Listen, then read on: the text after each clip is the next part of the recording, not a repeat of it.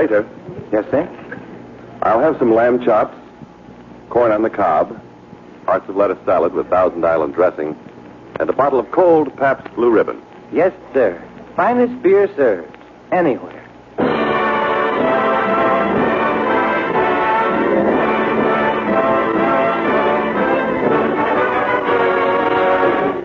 From Hollywood, Pabst Blue Ribbon. Finest beer served.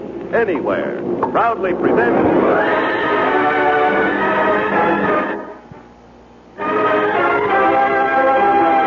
Screen Directors Playhouse. Production, The Human Comedy. Director, Clarence Brown. Star, Mickey Rooney.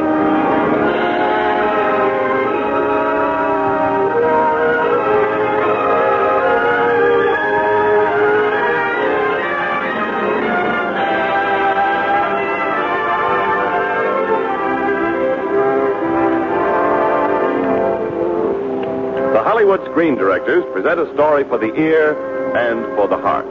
The Human Comedy, starring Mickey Rooney, and introduced by the director of the film, Clarence Brown.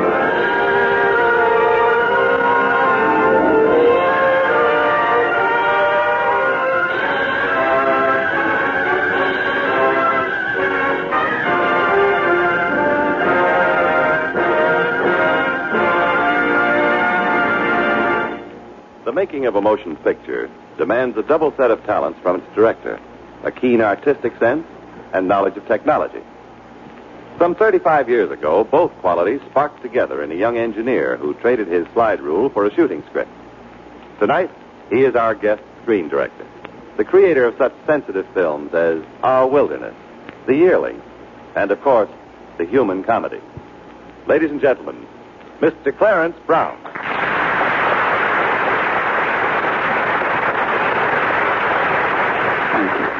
When we filmed The Human Comedy, I was fascinated by the title that William Saroyan had given his story. I rather think he called it a comedy to accentuate the fact that it comes within a hair of being tragic. In that margin of difference lies the breadth of our human genius for finding happiness in a universe that can be both cruel and sweet. Now, here is the story, The Human Comedy, starring Mickey Rooney in his original role of Homer Macaulay.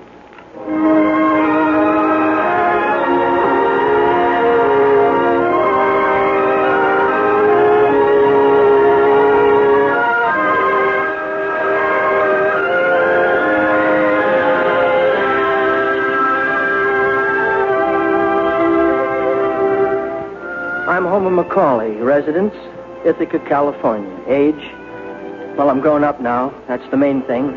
Grown up and taking my place in Ithaca. Just like my pa before me. And it's hard to say how it happened. A lot of things went into it, some of them pretty big, some of them pretty small, but looking back, it seems that most of them happened that spring during the war. The spring I went to work after school at the Ithaca Telegraph Office.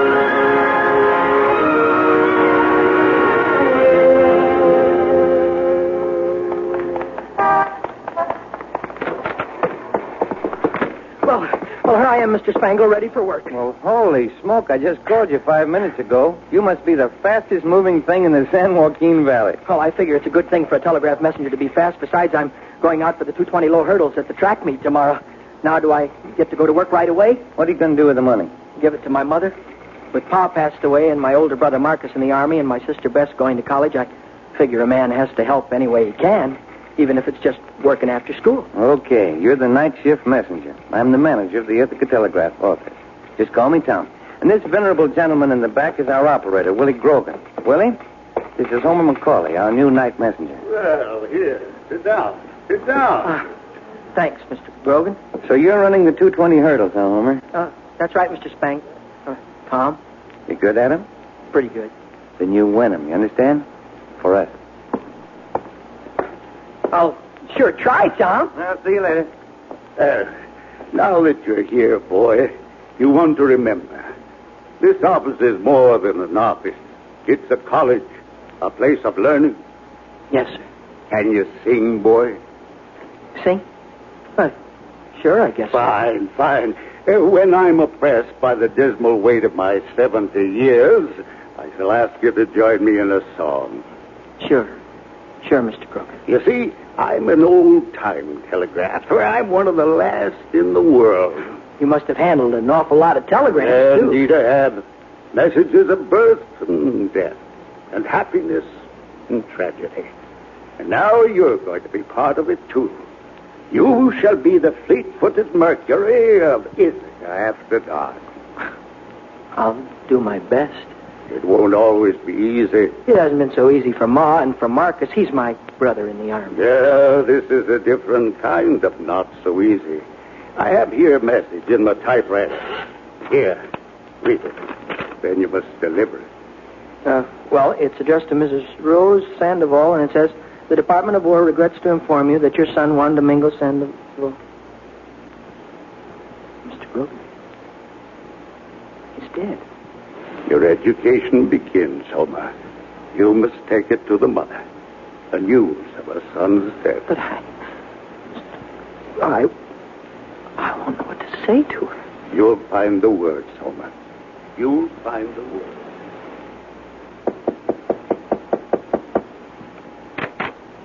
Yes, Mrs. Sandoval.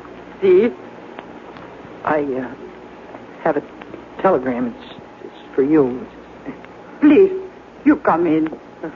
Yes. And no can read English. You open and read it to me. Yes. Who sent the telegram? Huh? My son, Juan Domingo? Miss Sandoval, he's dead. Well, that's what the telegram says. Huh. Maybe it's a mistake. The telegram says it was your son, but maybe it's wrong, Mrs. Sandoval. No. He's dead. Do not be afraid. Here. I will give you candy. Oh, boys like candy. Mrs. Sandoval, please. Here. Eat the candy. You would not bring me bad telegram. You are a good boy. Mrs. Sandoval, I can't. This Mexican candy. I make it for my Juanito when he come home. But you ate it. You are my boy, too. Oh, Juanito. Oh, my Juanito.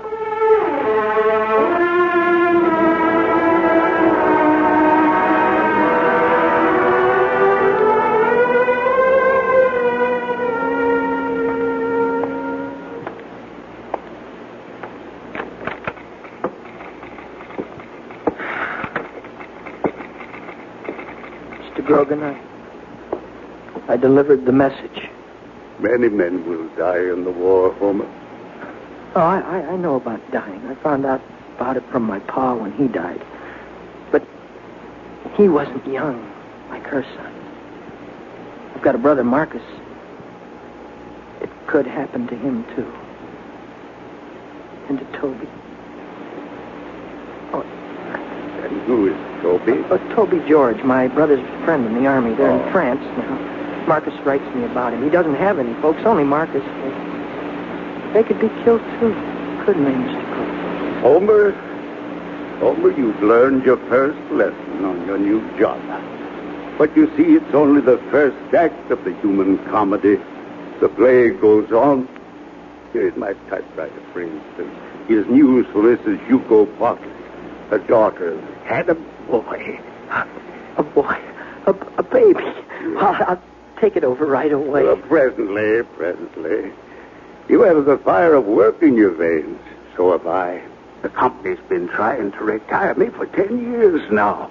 But I wouldn't know what to do if I didn't have this job. Why shouldn't you go on working? If a fellow wants to work, nobody ought to stop him. I wish the head office could hear that. Why, I was the fastest operator in the business. I'll bet you were. Now sing me a song, boy. Protect me from the murder of age and time. Protect me with your song, young dream. Sing, boy.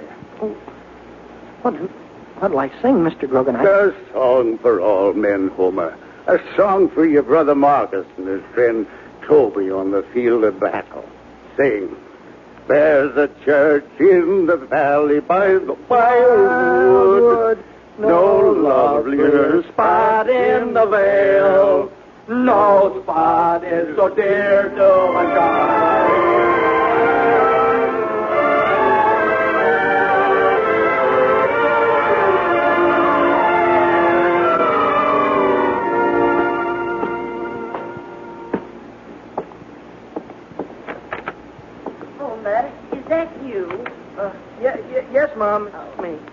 thought I'd wait up for you. How was it, your first night of work? All right.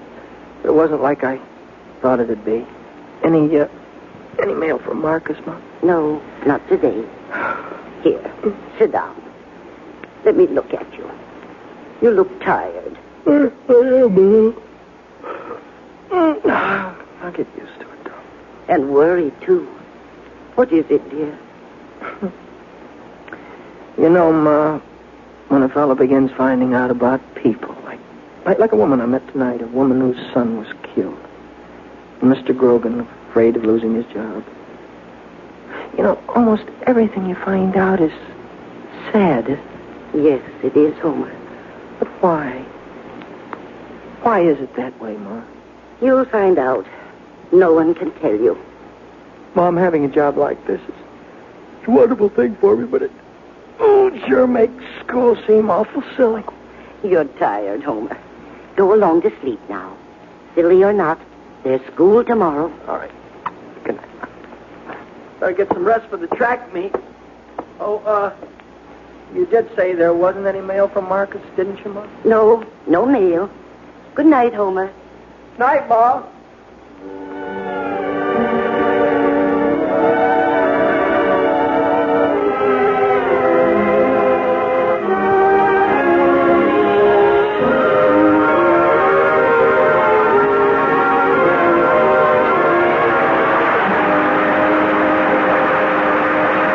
Director's Playhouse production of The Human Comedy, starring Mickey Rooney with Francis X. Bushman as Willie Grogan, and introduced by the director of the film, Clarence Brown.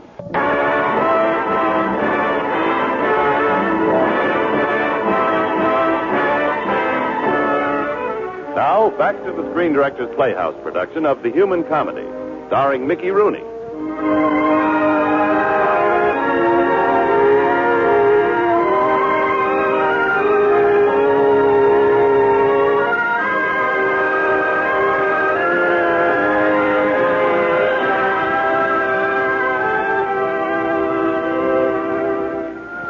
I guess that first night at the Ithaca Telegraph office was the beginning of my growing up.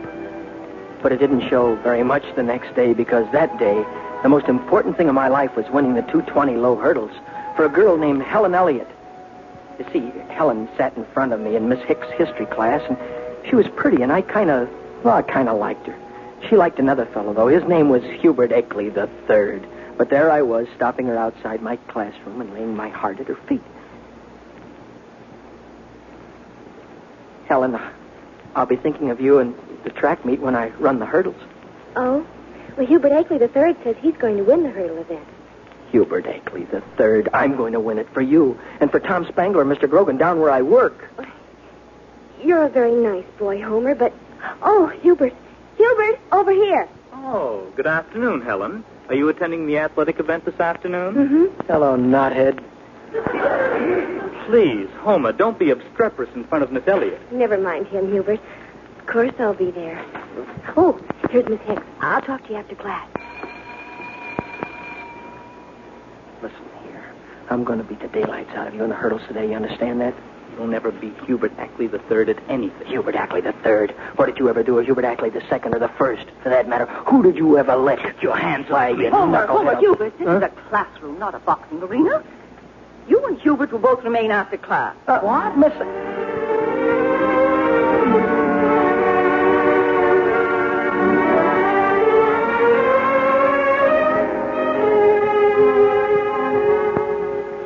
I want you boys to understand that I'm not keeping you to punish you. And why are you keeping us?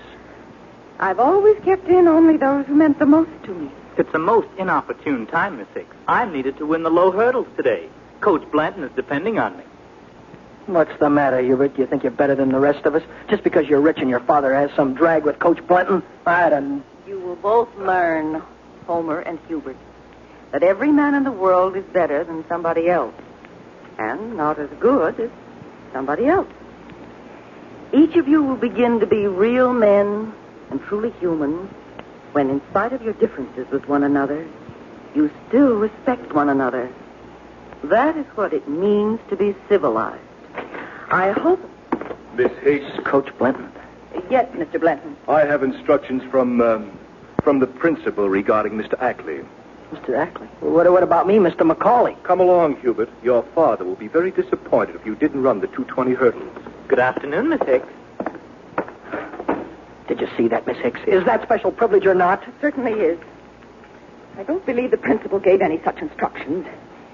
Mr. Blanton is not only ignorant of sportsmanship, he's also a liar. At 220 low hurdles. Low indeed. Don't cry, Miss Hicks. I'll stay in. Homer Macaulay, you get out on that field and go out to win. Huh? Oh, I sure will, Miss Hicks. I'll run like I never ran before, and not for Helen Elliott either. For you and Tom and Mr. Grogan and... I'll be watching, Homer. I'll win. Now I have to win.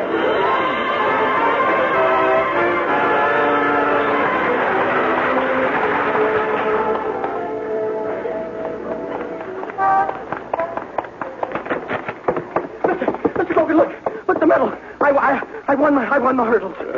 Victory. I won. Sweet in the mouth of youth.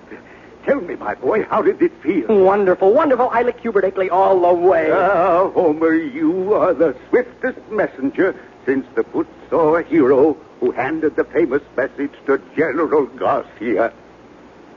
Yeah. Well, I suppose I'd better get to work, huh? Oh, here's the letter for you. Your mother dropped it into the office. Oh, it's from Marcus, my brother. Well, open it, and read the letter from your brother. I think I'd like to read it to you, Mr. Grogan, if you don't mind. Well, do so by all means. I'm flattered, Homer, by your thought. See, it says, Dear Homer, first of all, everything of mine at home is yours. My books, my phonograph records, everything. They are yours because you are now the man of the Macaulay family. I am glad that I am the Macaulay who is in the war, for it would be a pity and a mistake if it were you. You are the best of the Macaulays. You must go on being the best. Tonight our company is resting. In an hour or two, we will be going back into battle. Toby is beside me as I write this. He is an orphan, but I have told him all about us, and he feels that he is now a part of the Macaulay family and of Ithaca. If all goes well, I will bring him home with me when the war is over. But I've made him promise to come back alone if I am killed. I miss you very much, boy. God bless you. Your brother, Marcus. It's a beautiful letter, Homer. God protect your brother and Toby. If Marcus should die, I think I'd die too. The world would be too evil a place in which to live. If my brother is killed in this war, I'll spit at the world. I'll hate it forever. I won't be good, I'll be bad. I'll be the worst that ever lived.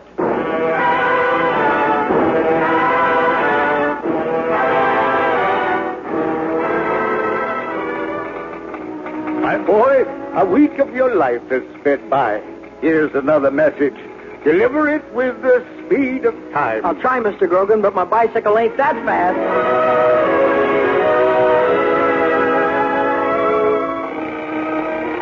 Come on, Homer. It's time to get up. The beginning of another week. I'll get up, Ma. Just another 5 minutes. Let me see.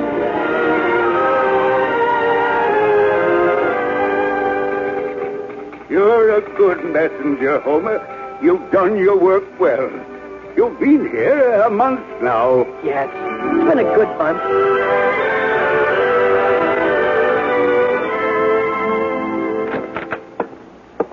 Well, Mr. Grogan, there's another message I delivered. Mr. Grogan? Mr. Grogan, are you all right? Mr. Grogan? Mr. Grogan!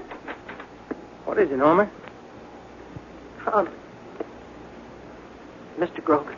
Well, what's the matter? He's dead. Dead? Oh. He died right in the middle of working. Look, there's a message in his typewriter. He was receiving this message to... Don't feel bad, Homer. He was an old man. This is the way he wanted it to be. The message, he said he wouldn't want to go on living if it came. The message? What is it, Homer? Mrs. Kate McCauley, Ithaca, California, Department of War regrets to inform you that your son, Marcus...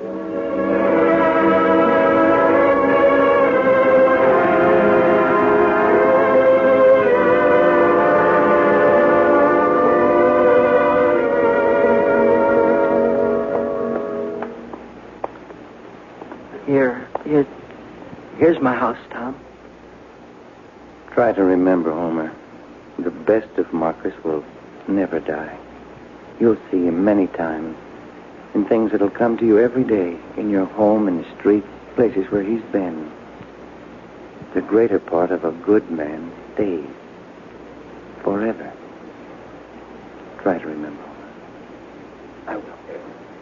I will. Goodbye, Tom. Hello. Hello, Homer. Sorry, I don't seem to remember you. But I remember you, though we've never met. You're a soldier. Are you from Ithaca? No. No, but I'm of Ithaca. Part of it now. Part of everything that was your brother. And you're Toby. Toby George. I was wounded. They told me I wouldn't be in the army anymore. So I came here, to Ithaca. I came home. The telegram came today. I have it in my pocket. What are we going to do? Tear it up, Homer.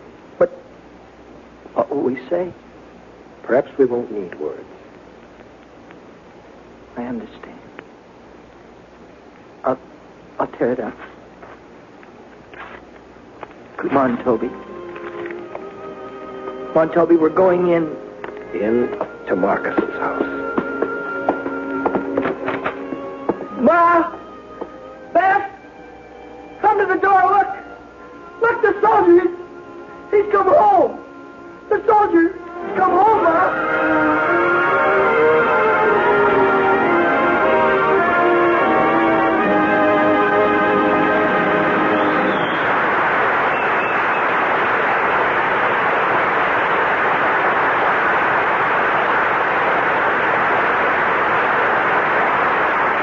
Just heard the last act of Human Comedy. In a moment, our star, Mickey Rooney, and screen director Clarence Brown will return to the microphone. I was fortunate enough to see a movie being filmed recently here in Hollywood. It was Nat Holt's picture called The Man of the Plains, starring Randolph Scott in an exciting story of a Kansas frontier town of 1873. In some of the scenes that called for beer, much to my delight, I noticed they were using Pabst Blue Ribbon. Of course, I couldn't refrain from asking why they had selected Pabst. Well, they said, we try to be as authentic as possible.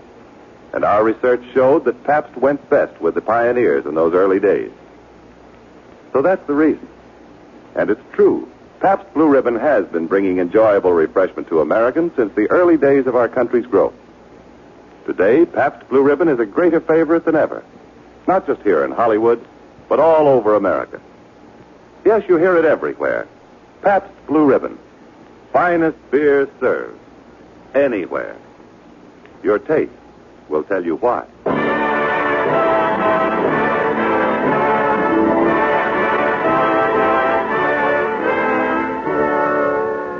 Next week on Screen Director's Playhouse, Pabst Blue Ribbon presents the motion picture comedy, This Thing Called Love.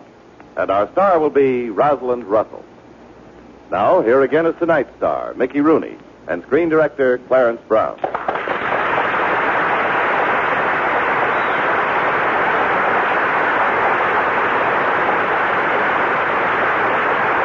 Clarence, I guess tonight's show brought back a few memories for both of us. Well, now, Mickey, it wasn't so long ago that we made the picture. Well, maybe not for you with all the films you worked on, but it's still been 7 years. That's right. We were shooting it just about this time in 1942. And talking long talks about Homer McCauley's character. You know, Mickey, Homer was a very difficult young gentleman to put on the screen. Remember all the little tricks we had to find to make him real? And you sure knew how to find them. Say, tell me, Clarence, where do all those ideas of yours come from?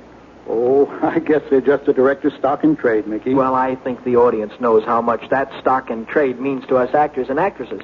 Without directors like Clarence Brown behind the cameras, we couldn't even begin to make the movies we do. Thank you, Mickey. That was very nice. Good night, Clarence. Good night, everyone. Good night.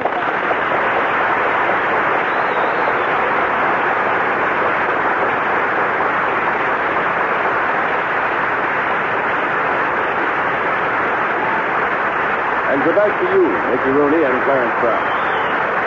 Tomorrow when you go to your neighborhood store for your weekend supply of Pabst Blue Ribbon beer, ask for the new Handy 6 carton. It contains 6 regular-sized cans of Pabst Blue Ribbon. It's very compact and easy to carry because of a special new type handle that fits your hand snugly. Slide the Handy 6 into your refrigerator and be ready for a pleasant weekend of relaxation with Pabst Blue Ribbon. Finest beer served anywhere.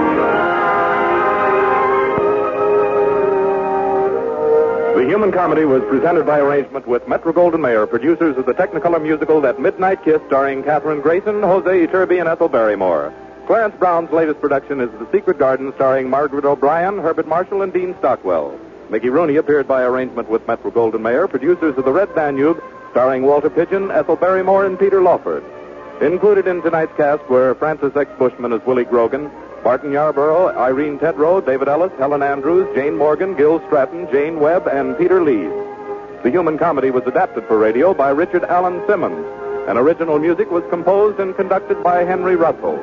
Screen Directors Playhouse was produced by Howard Wiley, with dramatic direction by Bill Karn. Portions of the program were transcribed.